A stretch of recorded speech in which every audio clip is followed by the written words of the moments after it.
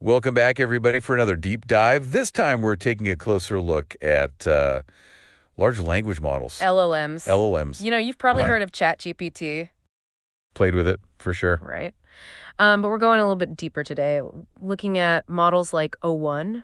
Okay. And these are really the big The brains, the brainiacs. brainiacs, yeah, of the LLM world. They're built for deeper reasoning. Uh-huh. So like solving complex math Right, problems, right. understanding advanced scientific concepts, things like that. So, like if ChatGPT can write me a poem, these guys can solve for X. Exactly. Yeah, and they're already doing some pretty incredible things. It's so cool. But there's a catch. There's always a catch, right? Always Researchers are finding that even these AI Einsteins, have a flaw. Interesting. and they're calling it underthinking. Underthinking. So is that like not thinking enough? I would think that AI, especially really smart AI, would be thinking all the time. You'd think so, right? But it's more like they're thinking too much too fast. Okay. Imagine you're working on like a really tough puzzle. Okay, I like puzzles. You have a flash of insight, you think you see a path to the solution, Right. but then you get distracted and you jump to a totally different strategy. Oh, so you're saying they're getting distracted. Yeah, and they're not just getting distracted once, they're constantly switching between different ideas. Yeah, I do that something too. We all do it, Yeah. but for these LLMs, it's causing them to stumble. So they're basically getting in their own way. Exactly. And this is happening even when they're working on really difficult problems, right? You mentioned math and science. Yeah, the researchers tested them using some pretty intense data sets, Math 500, GPQA, Diamond, and AIM. Whoa, those sound intimidating. Yeah, we're talking like high school math competition problems, graduate level science questions. Oh, wow. And AIM, that's like the Ivy League of math exams. I'm getting a headache just thinking about it. Right, so these are not easy problems. Okay, so how do these o1-like models actually think then? Like, do they have tiny little digital neurons firing away? Well, it's not quite like that. Okay. It's more like you switching between different thoughts or reasoning strategies. Okay. You can actually often spot this in their output. Really? Yeah, you'll see phrases like alternatively. Oh, so like they're saying, here's another way to think about this. Exactly. It's like they're signaling a shift in their approach. That's so interesting. So what are the researchers seeing in these thought processes? Like, can they tell when the LLMs are on the right track or not? They can, and that's where it gets really fascinating. Okay, tell me more. The researchers found that when these LLMs get an answer wrong, Uh-huh. actually using a lot more tokens. Tokens. Yeah, tokens are like the building blocks of language that these models use. Okay, like words and punctuation and stuff. Yeah, and they found that in these incorrect responses, the LLMs were using a whopping 225% more tokens. Wow, so they're doing all this extra work, all this extra thinking, and still getting the wrong answer. Basically, yeah. That seems so inefficient. It is. It's all because of this underthinking tendency. So they're like spinning their wheels, generating all this text, but not making any real progress. Exact. So how do we even measure something like underthinking? It's not like we can just look inside the AI's brain and see what's going on. Well, that's where the researchers got really creative. Okay. They came up with a way to actually measure it, something called the underthinking score, or UT score for short. So they can put a number on how much an LLM is underthinking. Exact. That's wild. So what are they finding? Are these LLMs actually underthinking a lot? You bet they are. Even the most advanced LLMs are racking up some pretty high UT scores, especially on those really tough problems we talk about. So even the brainiacs have their weaknesses. It seems so. That's fascinating. So we've got these brilliant AI minds capable of incredible feats of reasoning, but they're tripping over their own thought processes. It's like having a Ferrari with a faulty transmission. That's a great analogy. But don't worry, there's hope. Oh, good. The researchers didn't just identify the problem. Okay. They actually came up with a potential solution. Tell me everything. They call it the thought switching penalty, or TIP. Tip. I like it. It's a game changer. Sounds promising. How does it work? It's a decoding strategy that essentially encourages the LLM to stick with a promising line of reasoning before jumping to another one. So it's like giving the LLM a little nudge saying, hey, focus, see this thought through before you go chasing butterflies. Exactly. It's all about encouraging deeper exploration of a single idea rather than flitting between different approaches. So instead of being a butterfly, they're more like, what, a honeybee? Focused on one flower at a time. I like that. Yeah. And you know what? It actually works. Really, they were able to improve the accuracy of these LLMs just by telling them to chill out a bit. That's the remarkable thing. By implementing TIP, they saw significant improvement in the LLM's performance on those really tough test sets. So by discouraging this thought hopping, they unlocked the full problem-solving potential of these LLMs. Exactly. That's incredible. But it makes me wonder, If AI can be prone to underthinking, could this be something we humans struggle with too? Yeah, that's a great question, and one we're going to explore further when we come back after the break. Welcome back to our deep dive, into this kind of unexpected world of underthinking in large language models. I gotta say, before we got into this, I was thinking, underthinking, maybe that's a good thing? Like thinking less. Less is more? Yeah, but now I'm starting to think of it more like a supercomputer, like Okay. ADHD or something. Yeah, it really flips the script on how we think about intelligence, both artificial and human. Yeah, You'd assume, more thoughts, more options would lead to better solutions, right, more is better. but that's not always the case, and these LLMs are showing us that. So how did the researchers actually figure this out? Like, how do you even know that an AI is underthinking? Can you like read its mind or something? It's pretty clever, actually. They devised a way to analyze the LLMs' responses and really pinpoint those moments where they're like jumping ship on these potentially correct thoughts. Okay. Remember how we talked about those o1-Like models using phrases like alternatively? Yeah, like they're saying, okay, here's a new plan. Let's try this one. Exactly. So The yeah. researchers actually used those signals to break down the LLM's output into distinct thoughts or steps in their reasoning process. So it's like they're mapping out the AI's thought process step by step. Exactly. And then get this, they used other LLMs to evaluate each thought. Wait, so they're using AI to judge AI? Exactly. It's like meta-analysis on another level. That's crazy. So are these like AI judges? Like a panel of experts? You could say that they actually used really highly skilled distilled models like DeepSeek R1 Distill Llama 70B and DeepSeek R1 Distill Quen 32B. Okay, those names are a mouthful. I know, right? But the point is, these distilled models are really good at what they do. So it's like having a team of AI geniuses scrutinizing every move the LLM make. Exactly. And here's the really interesting part.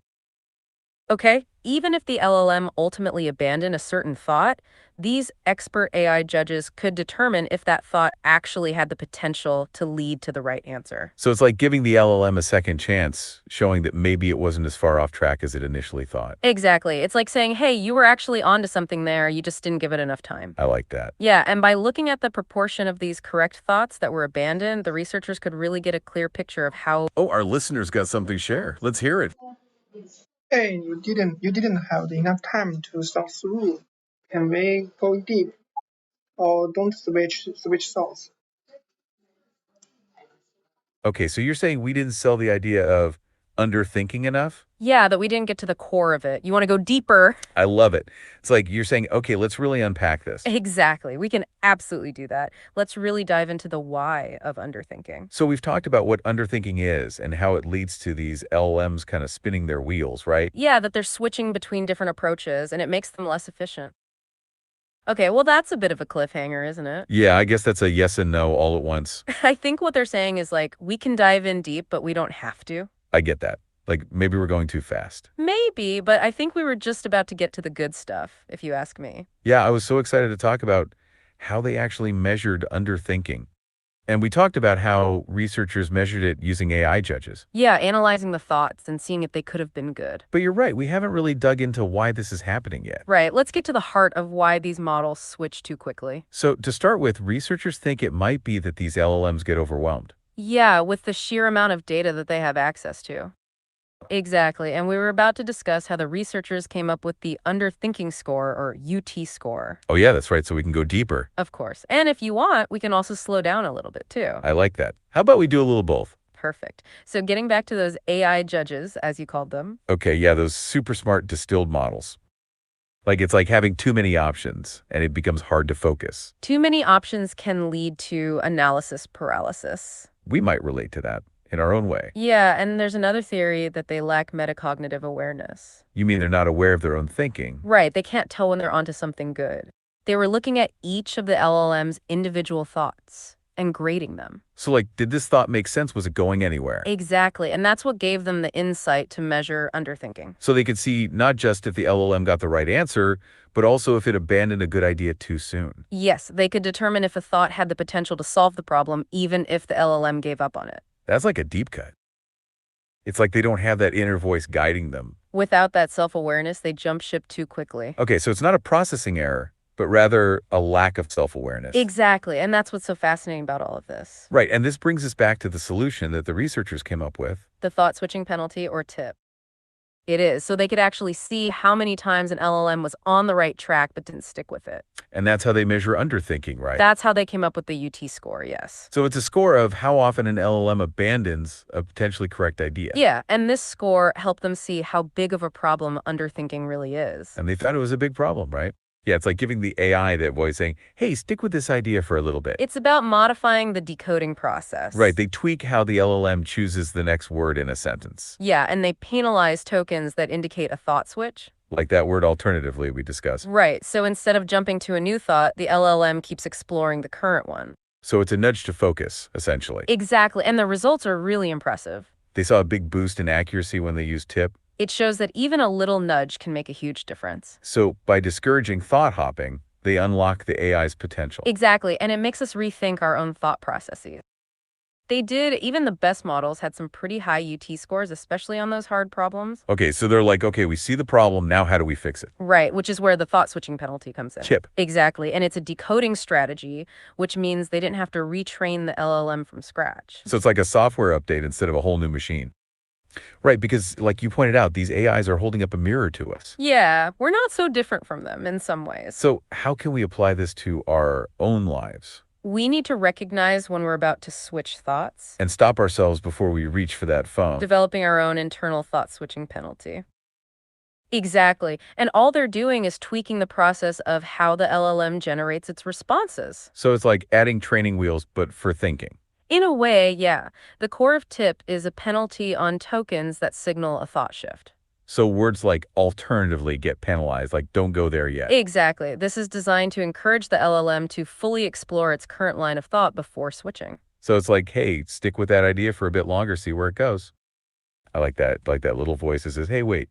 We need to practice mindfulness in our thinking. Instead of skimming the surface, we need to dive deeper. And that takes us to the value of deep work. Yes, that idea of shutting out the world and focusing. Exactly. And this LLM research supports that.